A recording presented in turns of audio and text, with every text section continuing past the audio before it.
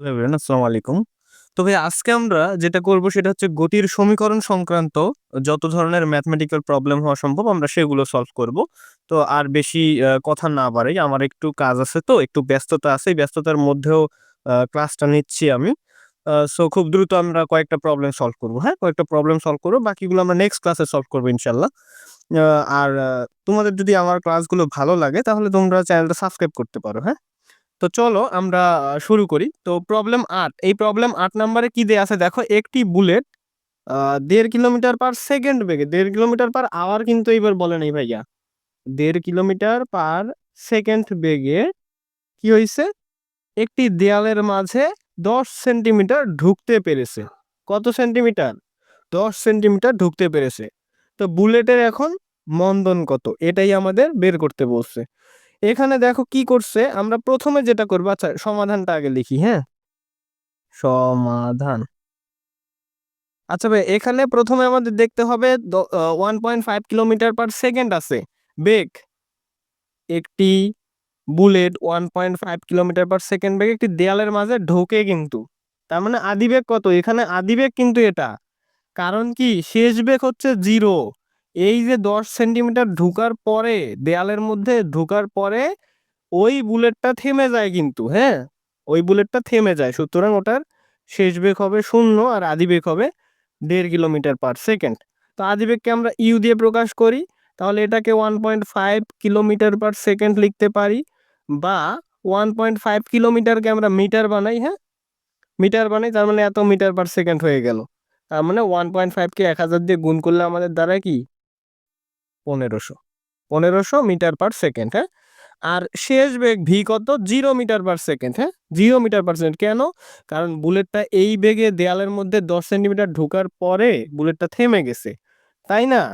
কত সেন্টিমিটার গেছে? ১০ সেন্টিমিটার। এটা কি? এটা একটা সরণ হয় নাই? এটা কি সরণ হয়নি? এত সেন্টিমিটার ঢুকে গেছে। তার মানে S = 10 সেন্টিমিটার, তাই না? এটাকে আমরা লিখতে পারি 10/১০০ মিটার। ইকুয়াল টু কি লেখা যায়? আচ্ছা ওটাই রাখলাম আমরা, 10/১০০ ই রাখলাম। তাহলে দেখো ভি দেওয়া আছে, ইউ দেয়া আছে, এস দেয়া আছে। আমাদের নাই কি? মন্দন, এ নাই কি আমাদের? আর এখানে টি কিন্তু দেয়া নাই কিছু। তাহলে আমরা কি করছি? এর আগে আমরা সমীকরণগুলো সব লিখে দিছি। আগের ক্লাসটা দেখে আসিও। টি না থাকলে আমরা কি কোন সূত্র এপ্লাই করব? যে আমরা জানি v square equal to u square minus 2s। এখানে ইউ কি আদিবেগ, ভি হচ্ছে শেষ বেগ, তাই না? তাহলে এখান থেকে বা ভি কত? ভি হচ্ছে 0 ইকুয়াল টু ইউ কত? ১৫০০। ১৫০০ না? ১৫০০ তার উপর স্কয়ার মাইনাস 2, এটা রাখলাম কারণ এ আমরা বের করব, আর এস হচ্ছে কত? এই যে ১০/১০০, হ্যাঁ? এখান থেকে আমরা ক্যালকুলেশন করলে কি বের হবে দেখো তো? 0 তো চলে গেল। তাহলে ১৫০০ এই পাশে রাখলাম আর এটাকে আমরা ডান পাশে নিয়ে আসলাম। হ্যাঁ? 2a ১০/১০০ এটাকে আমরা ডান পাশে নিয়ে আসলাম। আর এই যে ১৫০০ স্কয়ার এটাকে আমরা ওখানে রাখলাম। তাহলে লেখা যায় কি? বা কি লেখা যায়? এটাকে যদি আমরা এই পাশে রাখি তাহলে কি হবে? এই ১০০ টা ওই পাশে যাবে। এখানে ভাগ আকারে আছে, ওখানে গুণ আকারে হবে না? ১০০। আর এখানে কি ২ আর ১০ এটা গুণ আকারে আছে, সুতরাং এই পাশে এসে ভাগ আকার হয়ে যাবে।